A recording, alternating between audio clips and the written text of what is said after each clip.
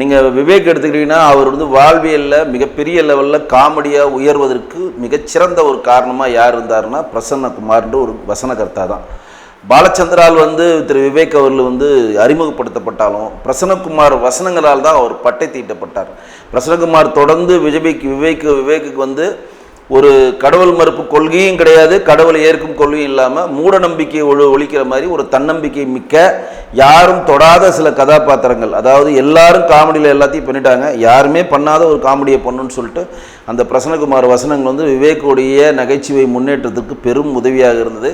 அன்ஃபார்ச்சுனேட்டாக பிரசன்னகுமார் இறந்தார். அவர் இறப்புக்கு இமிடியேட்டாக விவேக் தன்னால் என்ற உதவியை செய்தது மட்டுமல்லாமல் தன்னுடைய மகனுக்கும் பிரசன்னகுமார்னு பேர் வச்சார் அவர் நினைவாக. ஆனால் கடவுளுடைய இதனால் என்ன ஆச்சுன்னு பார்த்தீங்கன்னா விவேக்குடைய மகனாக இருக்கக்கூடிய பிரசன்னகுமாரை நாம் இழந்தோம். இது விவேக் தன்னை வளர்த்து விட்ட பிரசன்னகுமாருக்கு செய்த கைமாறு.